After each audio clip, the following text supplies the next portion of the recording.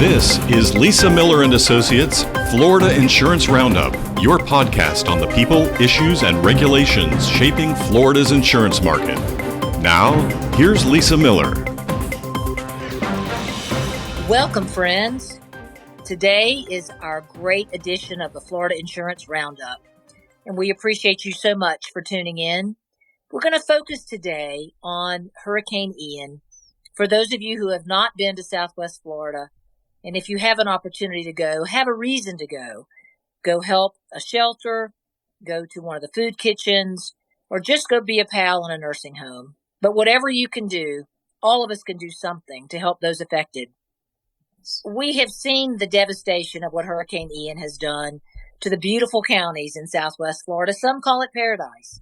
The flood, the wind, and the devastation, and the stories that we've heard over and over again.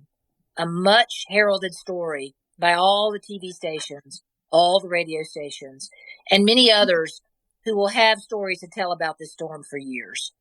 We're going to talk today about what is going to be an ongoing discussion among insurance adjusters, insurance companies, policyholders, lawyers, community leaders.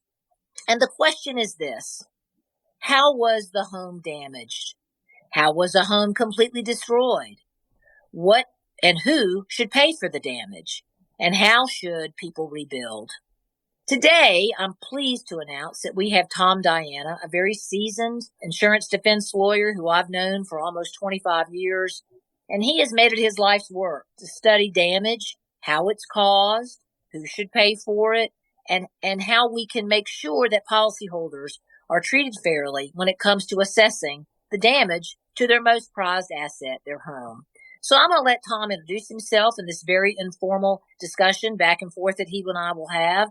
And I look forward to hearing from you, those listeners that take the time to engage with us on these various topics. And I thought it would be very timely to talk about some of the damage discussions post-Ian. Tom, Diana, thank you for being here today. Tell the audience about you and from whence you come and what you do, my dear. Thank you, Lisa. Always a pleasure to be here with you.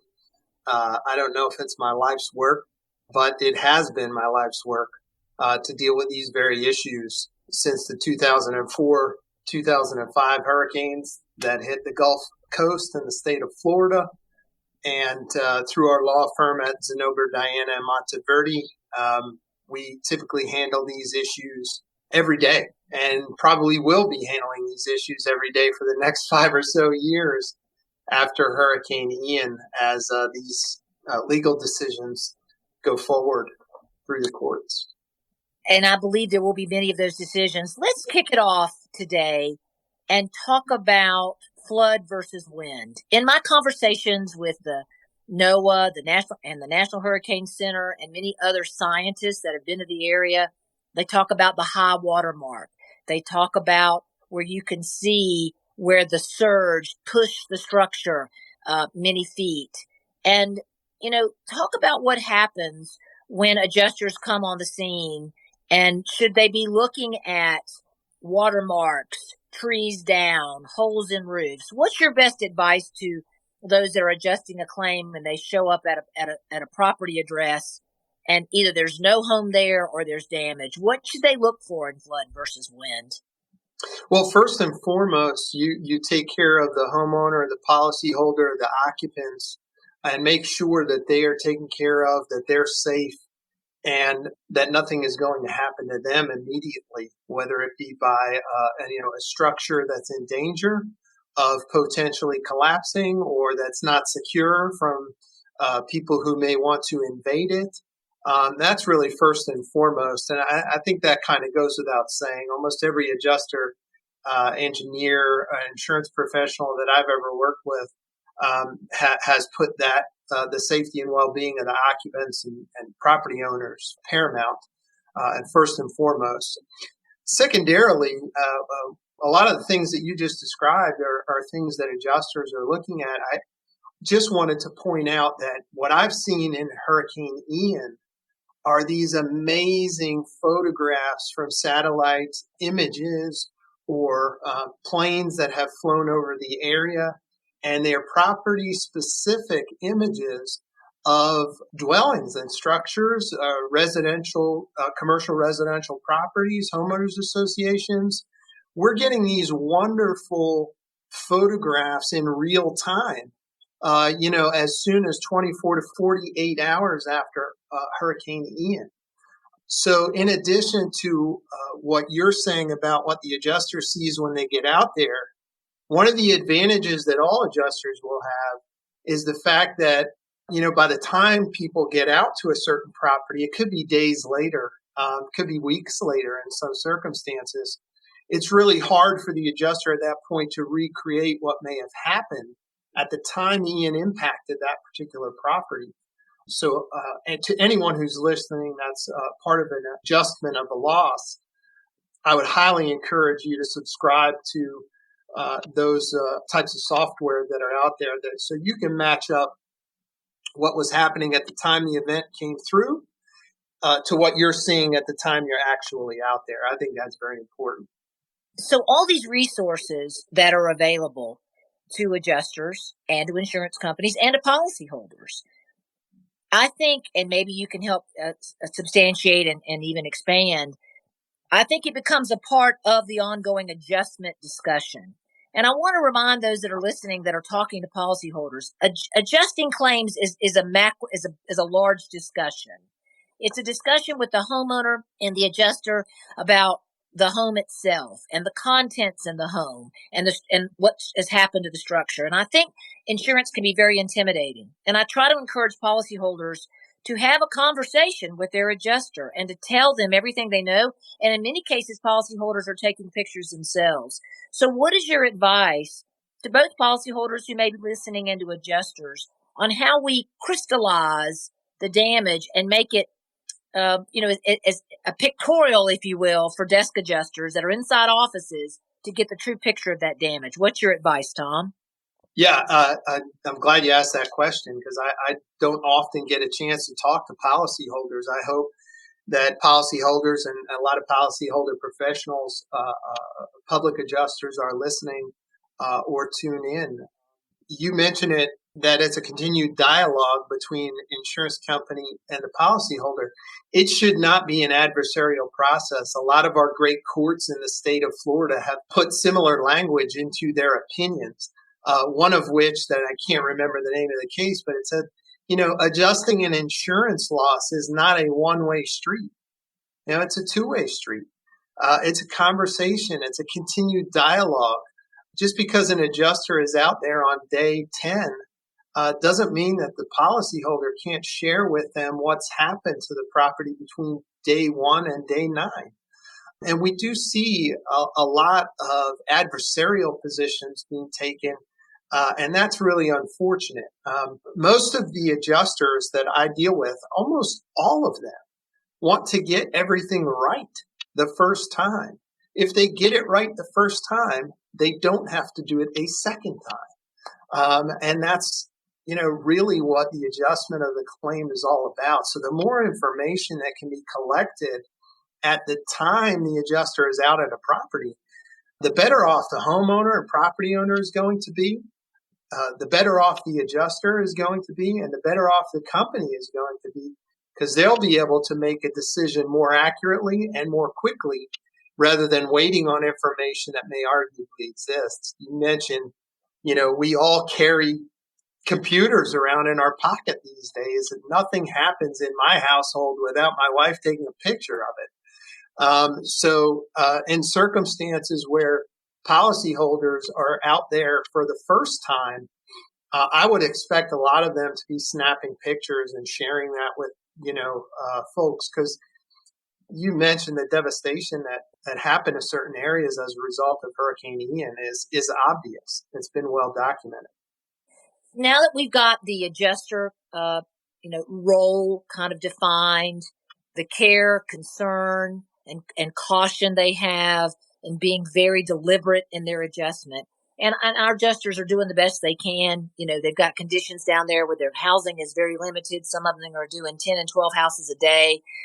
Let's move to an area of discussion that I think will be ensuing, and that's how we determine flood versus wind. And what the courts have said What are the parameters and the causation and the perils, PERILS, that we use that term all the time in insurance parlance.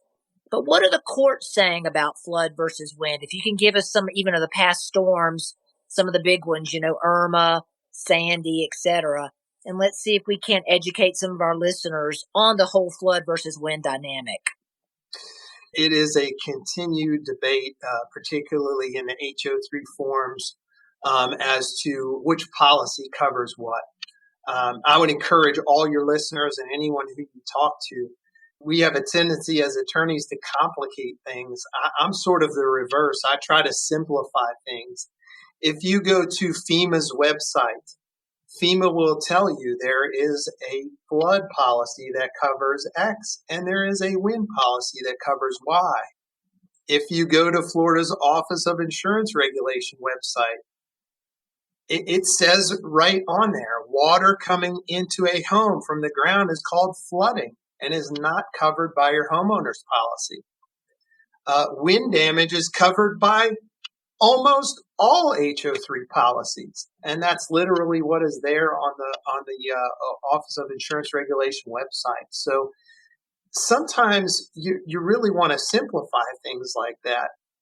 In 2004, 2005, we had a lot of hurricanes hit.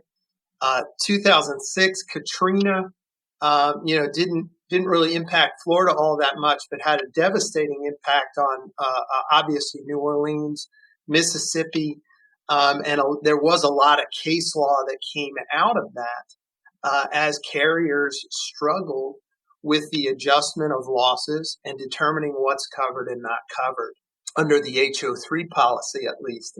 Pretty clear what's covered under a flood policy, and it's pretty specifically defined. I found in my personal career that unfortunately there are an overwhelming number of homeowners or policyholders who do not purchase flood coverage, either because they don't have to or their mortgage company is not requiring them to, or whatever the case may be. But most of these disputes that I've been involved with come where there is a obvious damage to an insured property that was predominantly caused by a flooding event. That gets really complicated for the policyholder and for the insurance company to understand. Lawyers make arguments on both sides, and eventually the courts weigh in and make rulings. My experience specifically was with Hurricane Ivan that struck the Panhandle in 2005. Ivan was overwhelmingly a storm surge event. The winds associated with Hurricane Ivan were not very strong comparatively to the degrees of hurricanes that we see, right? In terms of ranking them, category 1, 2, all that stuff. And what you did have were a lot of people along the coast in the Panhandle whose properties were damaged by flood, not so much damaged by wind. We did not have those wonderful satellite images that I was talking about earlier. So we really had to look at high water marks, roofs and structures that were above the flood line to see whether or not those had been wind damaged. And a very good plaintiff policyholder attorney here in the state of Florida had previously gotten a ruling out of the 4th District Court of Appeal in a case called Mirzwa. I'll never forget it because I lived it for about 4 years. And basically what was argued successfully in the Mirzwa case was that a policyholder could recover a total loss from both its wind carrier and its flood carrier, even though there's only one house. And Florida's value policy law allowed for that interpretation at the time, which the courts made. And that was a 2005 opinion that came right in and around the times that those storms were hitting the state of Florida. It made it absolutely impossible for carriers to do anything except for pay total losses in a lot of circumstances, because what the Mirzwa opinion held was that if a house was wiped away by a flood and only the slab remained, meaning there's nothing there for the wind carrier to look at, right? They could recover their full policy limits and also under the value policy law get paid their dwelling limits for the wind coverage. Terrible opinion. The value policy law changed in 2007 to specify what triggers a total loss or constructive total loss. There was a case called Florida Farm Bureau versus Cox. It's a Florida Supreme Court opinion that came out and said Mears-Wise completely overruled and doesn't exist anymore. But there were some real horror stories from that event. And the reason why I mention that is because a policyholder attorney is trying to do right by their client, maximize recovery. I understand that, but certain opinions and arguments are made that take the wind policy outside of what it was intended to be covered all along, which was the wind. Flood insurance is required for the flood. The real difficulty with Ian now, and all storms for that matter, is going to be when there is evidence of flood damage and wind damage in the same room at the same property. What is covered by the HO3 and what is not? Do you believe that there are engineering firms that are able to help us with that determination? Is there science behind what is covered and what is not between flood versus wind? Not really. I mean, scientists and engineers especially are effective in evaluating the physical evidence that exists at a site. There's a case out of Mississippi that comes to mind. I think it was a USAA case where it dealt with this very issue after Hurricane Katrina. And what had happened in that particular case is, like I described earlier, there was a wind event and a flood event that combined to cause a lot of damage to a particular property. The policyholders had an engineer that completely agreed with everything that the USAA engineer said, except the policyholder engineer opined that, well, the wind came along before the flood damage destroyed this house. And it's my opinion that this property was completely damaged by wind before it was even damaged by flood. So therefore, the proximate cause of the loss, let's say, was wind. Now, of course, those people had flood insurance and they had a very large home and had recovered their flood insurance policy. But USAA had taken a position that the portion of the loss that was covered was around $50,000. And the jury ended up awarding the policyholders a lot more than that, based on the scientists' opinion. So they are effective in calling balls and strikes and providing the opinion after the fact. But what I found to be more effective is like in litigating anyway, is like I referred to earlier, the visual evidence, the video, the photographs, things of that nature are very important for your engineers, but also for people on both sides, because it really is a common sense equation, right? What do you hear when you're in the middle of these cases on flood versus wind? What are the arguments on either side? I've heard the wind pushes the water and the water pushes the house. I've heard the wind pushes the house into the water. I don't know what, and just kind of give us some color on, if you're standing in a courtroom or even having a debate with an insurance company on flood versus wind, what are some of the discussion points? Yeah, well, sure, but now we're showing our collective age, aren't we?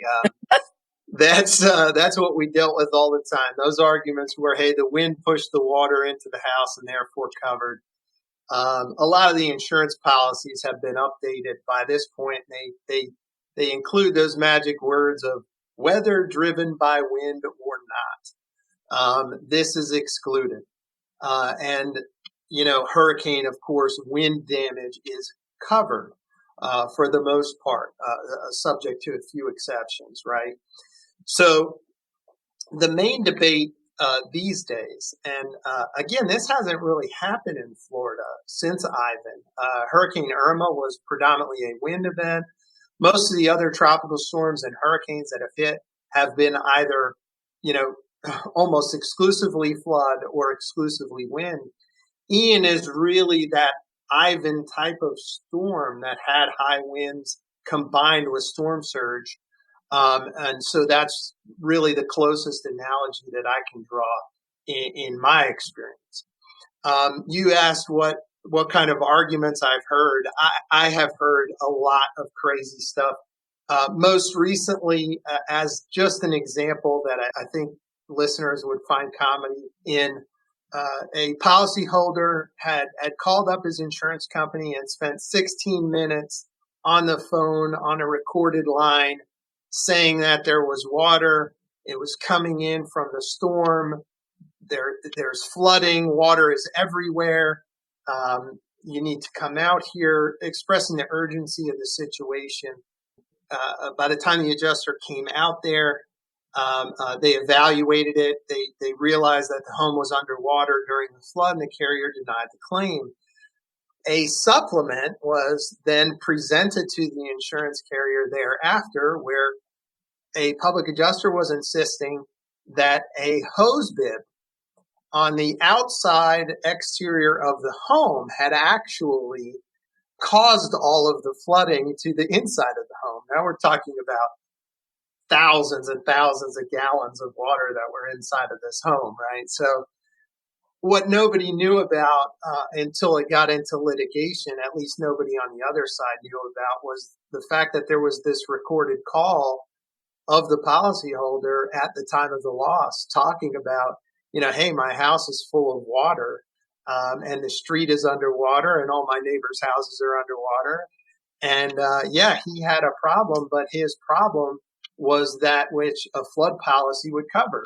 And unfortunately, he didn't have one. So you do see things like that on occasion.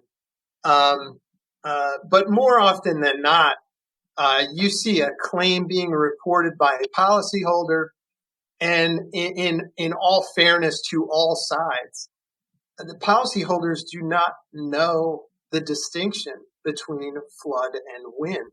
They know that their house and property has been damaged. Insurance professionals on the inside of the companies will know what was covered and what wasn't covered in a lot of circumstances, but there will absolutely be cases. I have seen hundreds, if not thousands at this point in my career, where there's wind damage and there's flood damage to the same property, sometimes to the same room. And that makes it very difficult for all parties to determine what the insurance policy covers and what it excludes. So, Tom, just so our audience is aware, I know there's a body of law out there about this issue of flood versus wind. Can you just give us some of the, I'll call it the treetops of that, some of the court cases that have been out there so they can be aware of them, maybe look them up on their own, or we'll put them in the show notes? Oh, yeah, absolutely. That's my specialty, right? Adjusting claims is not. But the main case that you're probably going to hear a lot throughout any litigation that comes out of Hurricane Ian is a case called SIBO versus American Home Assurance. And Mr. SIBO, went all the way up to the Florida Supreme Court with his particular case. It was not a hurricane case, but it involved the interplay between rainwater coming into Mr. SIBO's house and causing extensive damage as a result of construction defects, which were not covered, and some other excluded losses that were absolutely not covered. So the insurance company had denied Mr. SIBO's claim in part, and they went all the way up to the Florida Supreme Court. And eventually the Florida Supreme Court made a decision that in Florida, where two independent perils converge and no single loss can be considered the sole or proximate cause, a doctrine called the concurring cause doctrine would be applied.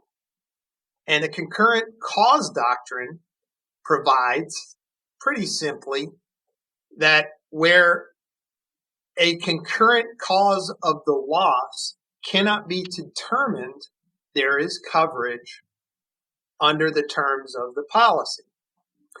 And that particular case, ever since it was handed down in 2016, has been litigated over and over and over again. It has been expanded or attempted to be expanded by policyholder advocates. We have tried to limit the application of it. And very interestingly, if you look at what Mr. Sebo submitted in his briefs to the Florida Supreme Court, Mr. Sebo himself and his attorneys said, hey, this is covered because there is no anti-concurrent causation language in the American home assurance policy that would prevent it. Mr. Sebo made repeated comments in his briefs to the Florida Supreme Court to that effect. The Florida Supreme Court touched on it in their opinion. They basically pointed to the pollution exclusion, which had anti-concurrent causation language. And they said that American home assurance did not have policy language that would apply to exclude the damage that Mr. Sebo was seeking. So what does that all mean, right? Well, of course, you have opinions that go in all different directions.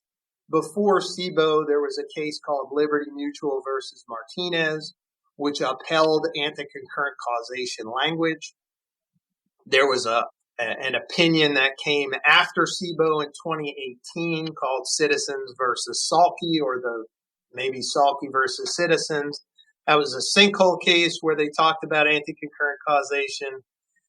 And then in 2020, you had the Third District Court of Appeal in the case of Security First Insurance Company versus Saluzniak, came out and kind of put this issue to rest in terms of what the policy covers. And it specifically said, the Third District Court of Appeal, that is, specifically said, when the insurer explicitly avoids the application of the concurring cause doctrine by using anti-concurrent cause language, the plain language of the policy precludes recovery. And what does that mean? So that means anti-concurrent causation is that paragraph that introduces Section 1 exclusions, paragraph 1. It talks about a specific event being excluded regardless of anything else that happens concurrent with or in any sequence to the loss or in any combination. There are a lot of different languages out there. So the Saluzniak case is really going to control the guiding principles associated with the flood versus wind debate, because most water damage exclusions fall under paragraph 1 of Section 1 exclusions, which has anti-concurrent causation language. That means that if flood and wind or rainwater, let's say, combine to cause a loss to a specific item of personal property or a specific area of damage, technically that is covered by the flood policy and not the wind policy. And that's a strict reading of Saluzniak. Now, I think what you're going to see are a lot of claims where engineering professionals, maybe some other scientific professionals come into court and provide an opinion similar to what I was talking about earlier in Mississippi with respect to the Hurricane Katrina and the sequence of events associated with a complete and total loss. I think you'll see those arguments being made, and I think generally speaking, the facts of an individual loss are really going to guide the outcome of a lot of trial court decisions and a lot of appellate court decisions by the time these matters proceed through the courts. If you walk into a house and it's on, it's a single story house, and you see an obvious flood line in the living room, but you also look up at the ceiling and you see water spots on the ceiling. You go up to the roof and you see obvious roof damage, obvious area where water is intruding. Just because flood also contributed to the damage in the living room, to me, does not mean that the entire loss or living room is excluded by the wind policy, because certainly the flood didn't damage the ceiling in that particular area, and it certainly didn't damage the roof in most cases. So those are situations where I think adjusters are better off evaluating that particular room or house as if there was a clear area where flood, right, the carpet, the tile flooring, that is probably not damaged by wind. But the ceiling, the roof, those types of things certainly are not damaged by flood, and therefore probably should be covered under the terms of a wind policy. I think those will be very helpful to those that are trying to sort out what is the current lay of the land, what are the current court doctrines that are out there. And I think it'll be very instructive as some of these cases may go to court. Thank you so much for that, Tom. So I think your advice to homeowners and to adjusters is document what you can see and what you think is there. If the homeowner has flood insurance, the homeowner should require the flood adjuster and the property adjuster, the wind adjuster, be there at the same time. And that's very difficult. And we often say to our property / wind adjuster, if you will, that they make that a request of the homeowner to try and get the flood adjuster there so they can collaborate. Do you think that solves some of the problem, Tom? Well, that would be great, but practically it's nearly impossible. Logistically, it's nearly impossible, and it would just cause the policyholder to wait. What I always encourage all homeowners to do is to report the claim to both carriers at the same time. A lot of times, a claim only gets reported by agents or by insureds to one and not the other. So a lot of the times I have seen a hurricane adjuster, wind adjuster come along weeks or months after the flood adjuster had already been out there. And the second adjuster has no idea that the flood adjuster was already out there. And that creates a lot of complications for all parties involved, particularly the policyholder, because a lot of times by the time that adjuster gets out there, they'll say, hey, a lot of this looks like flood damage. It doesn't look like wind damage. When there's evidence out there that would tell them what was covered at the time earlier by water or flood, which would help them evaluate and estimate and scope the damage associated with wind. My funniest example in that respect was a home that was completely washed away by flood during Hurricane Ivan. It was nothing more than a slab. You would barely know that the house existed if you looked at it. The homeowner had reported a flood claim, which was not available to the wind adjuster. The claim was later reported to her wind carrier, who came out months after the storm and started taking pictures of the house. And, if you looked at pictures of the house, you would think nothing wrong with this house whatsoever. The wind carrier's adjuster was in the wrong house. He was taking pictures of the neighbor's house. Wow. And it took all parties involved 10 months worth of litigation to figure out that the photographs did not match up with what had existed at the time. The house that was actually insured was gone. It was completely gone. Tom, this has been very educational. I think we'll put several documents in our show notes. There's a lot of material about and a lot of photos with respect to the flooding.